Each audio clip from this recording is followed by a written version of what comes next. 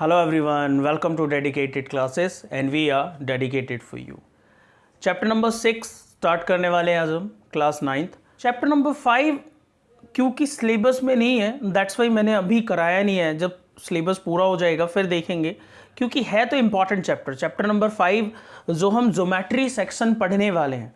Geometry आप समझिए कहाँ से स्टार्ट होती है, 5 से लेके 10 तक. ये जो 6 चैप्टर्स हैं ये ज्योमेट्री के चैप्टर्स हैं और बहुत ही ज़्यादा क्रूशियल और बहुत ही ज़्यादा इंपॉर्टेंट चैप्टर्स हैं आपके फ्यूचर के लिए भी, अभी के लिए भी, इस क्लास के लिए भी और क्लास 10th के लिए भी जो बोर्ड एग्जामिनेशन आप देने वाले हैं. समझने वाली क्या बात है कि चैप्टर नंबर 5 जो है उन सबका इंट्रोडक्शन है, बट फिलहाल सिलेबस में नहीं है. That's why chapter number 6 start कर रहे हैं. ठीक है, जो टर्म 1 का सिलेबस है पहले उस पर फोकस करेंगे, फिर टर्म 2 के पे फोकस करेंगे. ठीक है, चलिए. चैप्टर का नाम है लाइंस एंड एंगल्स. तो पहले हमें यह पता होना चाहिए कि लाइन क्या है. अच्छा देखिए, पहली बात करेंगे हम लाइन की. यहां से स्टार्ट होके यहां तक ये एरो दोनों साइड है. दोनों साइड का मतलब समझ रहे हो आप. इसको आप इधर भी एक्सटेंड कर सकते हो और इसको इधर भी एक्सटेंड कर सकते हो. कोई एंड पॉइंट है इसका? नहीं है. तो आप क्या लिखोगे कि लाइन जो होती है उसके कोई भी एंड पॉइंट्स नहीं होते हैं. बात क्लियर हो गई. दोनों साइड एरो होती है. जब भी हम कोई रिप्रेजेंट करते हैं, लेट्स से कि ये कोई लाइन ए बी है तो ए बी के ऊपर डबल एरो लगा के करते हैं इसको. समझ पा रहे हैं आप क्या कह रहा हूं. नेक्स्ट जो है हमारे पास वो है लाइन सेगमेंट. सेगमेंट क्या है? बिल्कुल वही जो आप समझ रहे हैं. सेगमेंट का मतलब एक तरीके से पीस ही होता है ना, टुकड़े. तो अगर लाइन के अगर हम पीस कर लें, ठीक है, जैसे ये एक लाइन है और इसके मैं ये 2 टुकड़ा ले लूं, एक पीस ले लिया मैं, तो ये क्या है? ये लाइन सेगमेंट. क्या है ये? Line segment. या तो जनरली ऐसे या फिर ऐसे, दोनों ही करेक्ट. कितने एंड पॉइंट होते हैं उसमें? ऑब्वियसली यहां भी एंड पॉइंट है और यहां भी एंड पॉइंट है. कितने एंड पॉइंट हैं? 2 एंड पॉइंट्स. क्लियर. चलिए, लाइन पता चल गया, लाइन सेगमेंट पता चल गई. अब हम करते हैं रे. रे का एक जस्ट स्टार्टिंग पॉइंट होता है. यहां से स्टार्ट हो रहा है ये, इसका कोई एंड पॉइंट नहीं होता है ना.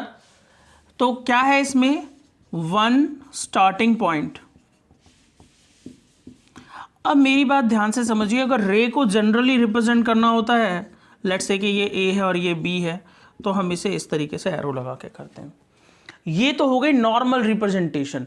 बट इस चैप्टर में चाहे वो लाइन हो, ध्यान से समझिए, लाइन हो, लाइन सेगमेंट हो या रे हो, उन सब को हम नॉर्मली ए बी रिप्रेजेंट करेंगे.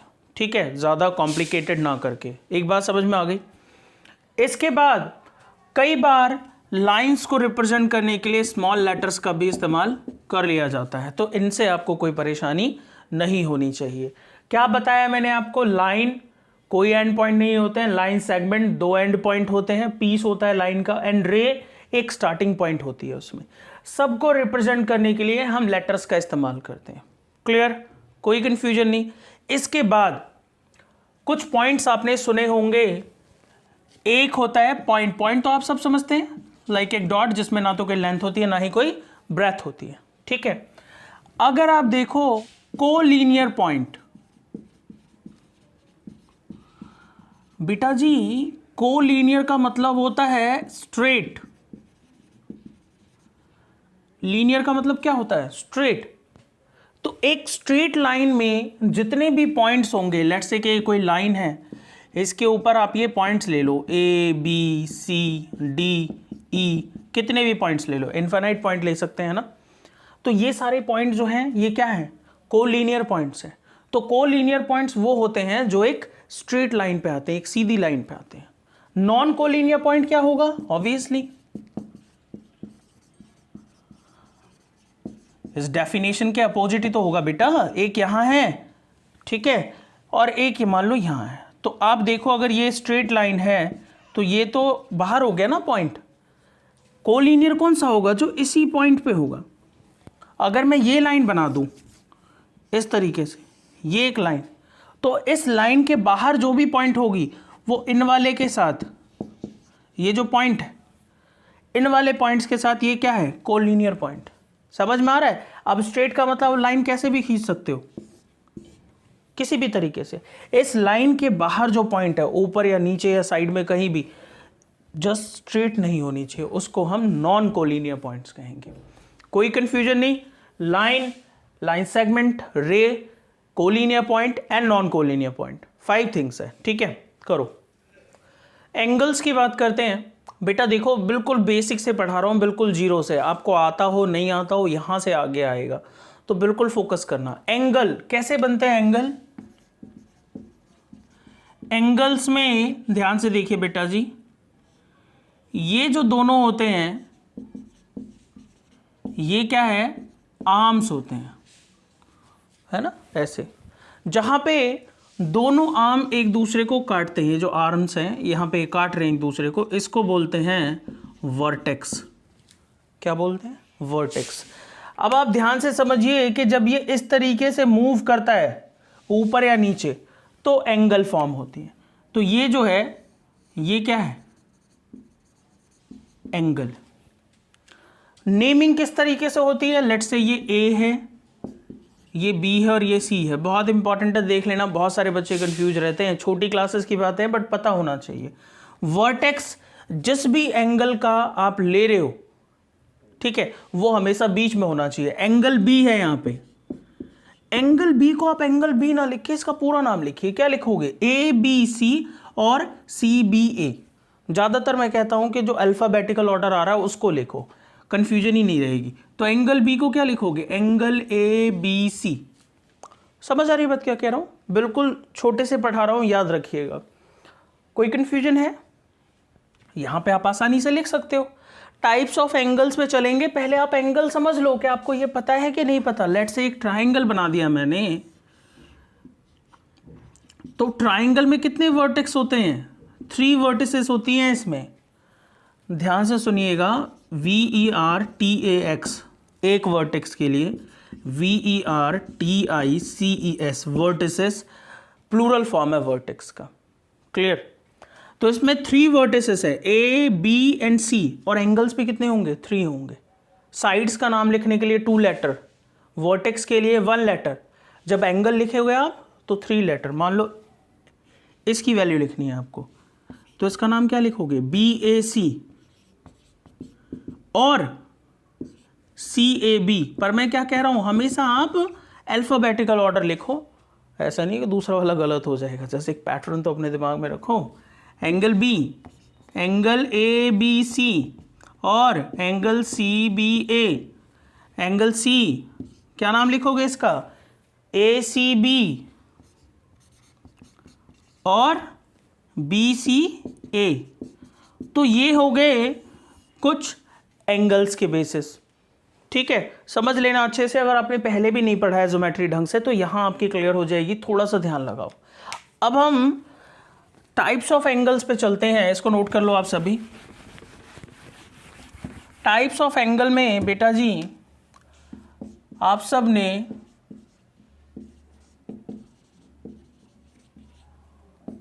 पढ़ा होगा छोटी क्लासेस में कि किस तरीके के एंगल होते हैं। ठीक है, उन पे बात करते हैं। सबसे पहला होगा अक्यूट एंगल, जो इस तरीके का हो। ध्यान से देखो, आप सब ने यहां तक पढ़ा होगा कि 90 डिग्री का एंगल होता है, और ये 90 से क्या बन रहा है? लेस बन रहा है। तो ये क्या हुआ? Less than 90। सेकेंड पार्ट पे आ जाओ। एक्यूट के बाद आप 90 डिग्री का बना लो। कौन क्या बोलेंगे उसे? Right angle. राइट एंगल क्या होता है? Equals to 90।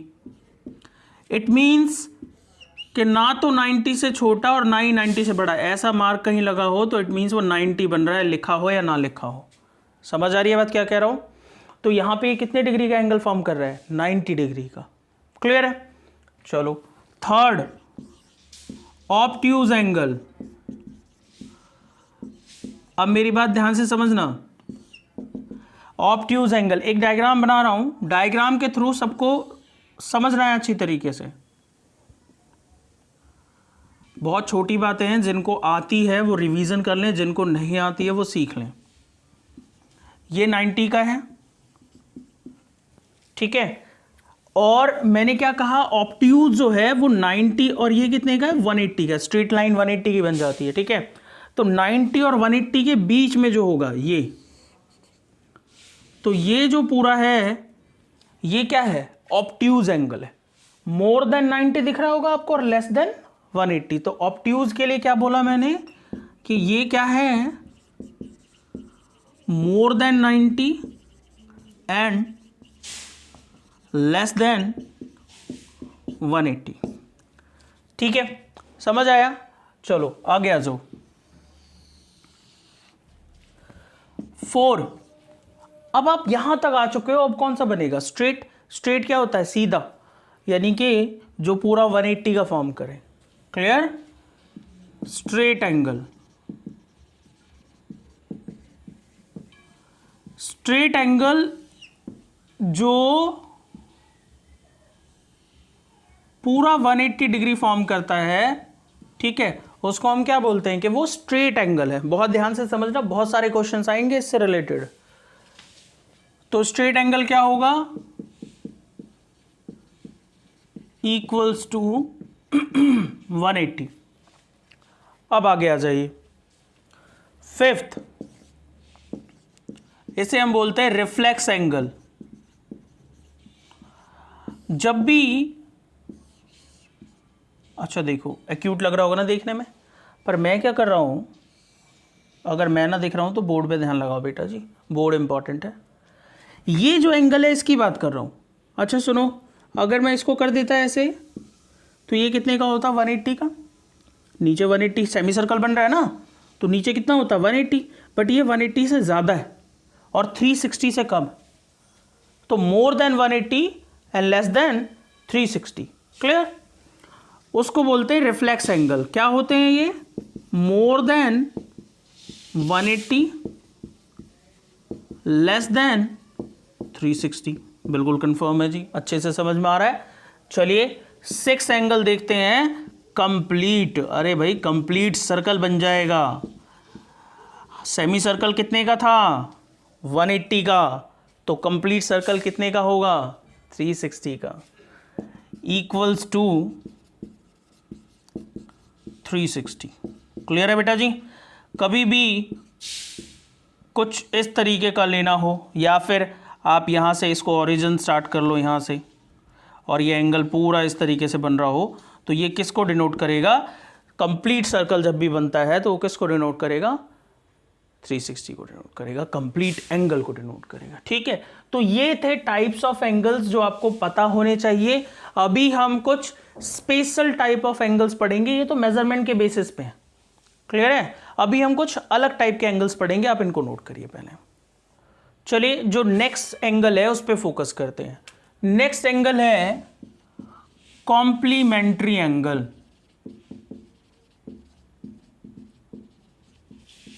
समझिएगा ध्यान से क्या कहना चाह रहा हूं, कॉम्प्लीमेंट्री एंगल्स। अच्छा ये 90 का एंगल है, देखो ध्यान से, और यहीं पे मैंने एक पार्ट कर दिया है, लेट्स से कि ये एंगल एक्स है और ये एंगल वाई है। क्लियर, और ये पूरा जो है वो राइट एंगल फॉर्म कर रहा है। कोई भी नाम लिख दो इसका, लेट्स से ये ओ, ये ए और ये बी।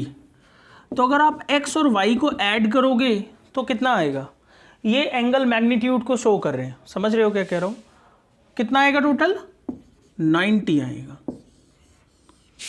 समझ रहे हो, अगर किसी एक एंगल की वैल्यू निकालने को बोलो इसमें से, तो क्या लिखोगे इसे, 90 माइनस एक्स, प्लस का उधर जाकर माइनस हो जाएगा। क्या बात समझाना चाह रहा हूं, दो ऐसे एंगल जिनका सम 90 के इक्वल हो उनको हम कॉम्प्लीमेंट्री एंगल्स कहते हैं। Two angles are set to be complementary if their sum is equal to 90 degree. Clear? दो एंगल को कॉम्प्लीमेंट्री कब कहेंगे? जब उनका सम 90 डिग्री हो। और ये जो y है जो हम निकाल रहे हैं, या तो ये कॉम्प्लीमेंट होगा या फिर ये कॉम्प्लीमेंट होगा। ध्यान से समझो, कॉम्प्लीमेंट अगर x है तो हम उसे लिखेंगे x is complement of y, और y के लिए लिखेंगे y is complement of x। कहने का मतलब क्या है कि जब x को y में ऐड कर देते हैं तो आंसर 90 डिग्री हो जाता है। दैट्स वाई x क्या है? कॉम्प्लीमेंट है। किसका? y का, क्योंकि ये दोनों मिलके क्या बनाते हैं? कॉम्प्लीमेंट्री एंगल्स बनाते हैं, 90 डिग्री एंगल बनाते हैं। क्लियर? समझ आ रही बात क्या कह रहा हूं? ये दोनों मिलके राइट एंगल बना लेते हैं। That's why they are complementary angles, और इनमें से हर एंगल दूसरे वाले एंगल का कॉम्प्लीमेंट होता है। समझ आ गया होगा क्या कहना चाह रहा हूं? तो डेफिनेशन क्या है इसकी? That two angles are said to be complementary angles if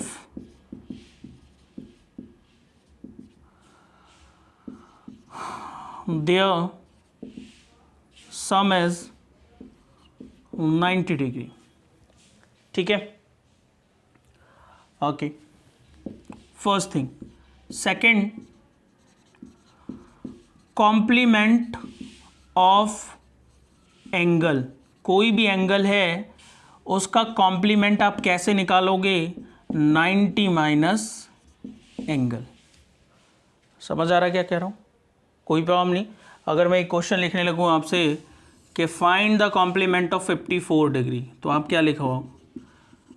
complement of 54 degree is equal to 90 minus 54। Subtract कर लो, 36। अब दोनों को ऐड करके देखोगे 90 आ रहा है कि नहीं आ रहा है। आ जाता है पेपर में कॉम्प्लीमेंट और सप्लीमेंट निकालने के लिए, ये मत सोचना।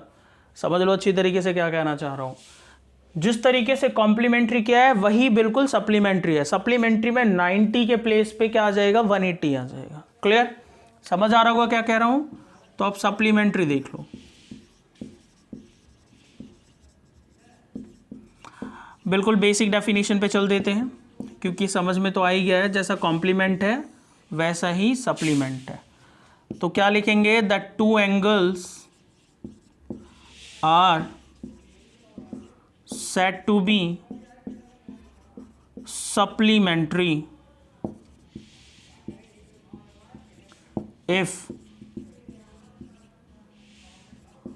their sum is 180 degree. Clear?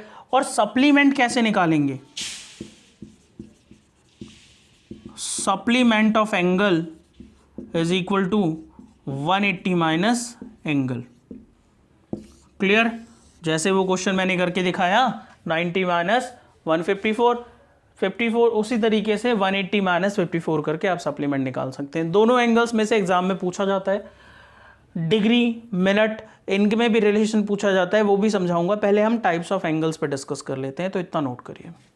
Next topic है एडजेसेंट एंगल्स। देखिए, एडजेसेंट साइड्स आपने छोटी क्लासेस में पढ़ी है, एंगल्स भी पढ़े होंगे। नहीं पता तो भी ध्यान से देखिए, आराम से समझ में आ जाएगा। ठीक है? एक एग्जांपल देखिए।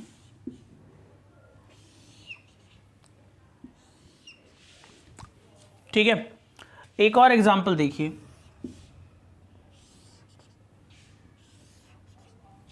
बहुत ध्यान से समझते रहिए। एक और एग्जांपल देते हैं।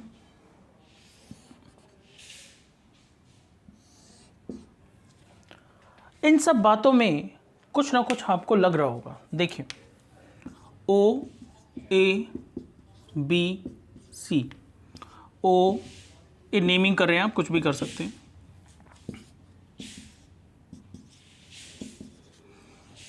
इन सब में आपको एक बात नज़र आ रही होगी कि जितने भी आर्म्स निकल रहे हैं उन सब में वर्टेक्स कॉमन है। तो सबसे पहले आती है adjacent side. Adjacent sides adjacent sides वो होते हैं दोज हैव कॉमन वर्टेक्स। तो ये सारी एडजेसेंट साइड्स हैं, कॉमन वर्टेक्स है। क्लियर? अब क्या, अब हमें देखना है एडजेसेंट एंगल्स। एडजेसेंट एंगल वो एंगल्स होते हैं, two angles are said to be adjacent angles if they have a common vertex, clear, and one arm common, one arm common। ध्यान से सुनिए क्या कहना चाह रहा हूं। ये दो एंगल बन रहे हैं यहां पे, पेयर ऑफ एंगल्स हैं, दिखाई दे रहा है आपको, ठीक है। इन दोनों एंगल्स में जो आर्म है OP वो कॉमन है। OP इसके लिए भी है और इसके लिए भी है। क्लियर हो रहा है? आगे आ जाओ। OQ इस वाले एंगल के लिए भी और इस वाले एंगल के लिए कॉमन आर्म है। यहां आ जाइए। OA और OC और इसके बीच में कॉमन क्या है? OB। तो ये सारे एंगल्स कैसे हैं? ये सारे एंगल एडजेसेंट एंगल्स हैं। क्यों? क्योंकि ये सेम वर्टेक्स से निकल के आते हैं और इनमें एक आर्म कॉमन है। क्लियर है क्या कहना चाह रहा हूं? तो two angles are said to be adjacent angles। I hope so कि आप लिखा हुआ समझ जाते हो सारे के सारे हैं। if they have common vertex and a common arm। समझ में आ गया? कॉमन वर्टेक्स भी होना चाहिए और कॉमन आर्म भी होना चाहिए। बहुत ध्यान से इस चीज़ों को समझ लीजिएगा, बहुत हेल्पफुल होंगे ये आपके लिए, बट ज़रूरत है कि आप इसको ध्यान से समझें। एक और बात, जब भी एडजेसेंट एंगल्स को ऐड करते हैं, जैसे एक ये वाला एंगल है, यहाँ पे देखो angle AOB plus angle BOC, तो जब इन दोनों को ऐड करोगे तो बड़े वाला ही तो एंगल आ जाएगा। क्या लिखोगे? Is equal to angle AOC। इसीलिए आपको एडजेसेंट एंगल समझाया जा रहा है कि आप इन बातों को समझें कि आपसे क्या कहना चाह रहे हैं हम, कि जब भी आप दो पेयर ऑफ एंगल्स को ऐड करोगे तो बड़े वाला एंगल आ जाएगा। यहाँ पे देखो ये एंगल और ये एंगल, इन दोनों को ऐड कर दो, ठीक है। क्या? Angle POQ plus angle QOR is equal to POR। Representation में कोई प्रॉब्लम नहीं होगी। लाइंस एंड एंगल ज्योमेट्री का चैप्टर होता यहां है, कॉपी पे रिप्रेजेंटेशन होती है। क्वेश्चन आपके दिमाग में सॉल्व हो जाएगा कि इसको मैं ऐसे करूंगा, या फिर रफ में सॉल्व हो जाएगा, बट रिप्रेजेंटेशन उसकी अलग होती है। लिखने वाले चैप्टर्स हैं, आपको लिखना पड़ेगा चीजों को। रिप्रेजेंटेशन बहुत इंपॉर्टेंट है। इसमें देख लो angle POQ this one plus angle POR is equal to QOR, ठीक है। तो एडजेसेंट समझना बहुत जरूरी है, कोई कंफ्यूजन नहीं, करिए नोट। नेक्स्ट देखिए लीनियर पेयर ऑफ एंगल्स। कुछ वर्ड्स हैं उन पे ध्यान लगाइए। लीनियर, स्ट्रेट, पेयर, जोड़े, दो जो होते हैं, है ना, मार्कर का जोड़ा दिखाई दे रहा है ना आपको, स्लीपर्स के जोड़े, शूज के जोड़े, पेयर वो ऑफ एंगल्स। एंगल्स ऐसे जो स्ट्रेट लाइन बना दे, ठीक है। क्या कहना चाह रहा हूं मैं कि ये एक स्ट्रेट लाइन है, ठीक है। लेट्स से यहाँ O, यहाँ A और यहाँ B। कोई बता सकता है कितने डिग्री का एंगल होगा? जी बिल्कुल सही बता रहे हैं आप, स्ट्रेट एंगल है 180 का होगा, ठीक है। अब इसको, इस स्ट्रेट एंगल को मैं दो पार्ट में डिवाइड कर दूं, कोई भी एक रे डाल दो बीच में, लेट्स से ये C। अब क्या हुआ कि ये जो एंगल है ना, ये जो दो एंगल बन रहे हैं, लेट्स से बताने के लिए आपको x और y लेट कर लिए आपको, ये जो x और y है जब इन दोनों का सम कर रहे हैं तो कितना आ रहा है? एक स्ट्रेट एंगल बन रहा है, 180 का एंगल बन रहा है। तो इस तरीके के एंगल जो एक स्ट्रेट एंगल को दो पार्ट में डिवाइड कर देते हैं, उनको हम कहते हैं linear pair of angles. Linear that's why क्योंकि एक स्ट्रेट एंगल बना रहे हैं, और पेयर दैट्स वाई क्योंकि दो ही होते हैं। ध्यान रखना, 2 से ज़्यादा हो तो उनको आप स्ट्रेट एंगल तो कह सकते हो सम करके, बट पेयर नहीं कह सकते, क्योंकि पेयर में कितने एंगल्स होते हैं? ओनली 2। तो लीनियर पेयर एंगल्स वो होते हैं, 2 angles are set to be linear pair angle, ध्यान रख लेना, if their sum is 180 degree. Clear है? तो अगर if angle BOC and angle AOC are linear pair angles, then क्या होना चाहिए? Angle BOC plus angle AOC must be equal to 180 degree. अब हम चलते हैं और समझते हैं type of lines. Type of lines, देखिए बेटा, लाइंस कितने तरीके की हो सकती हैं।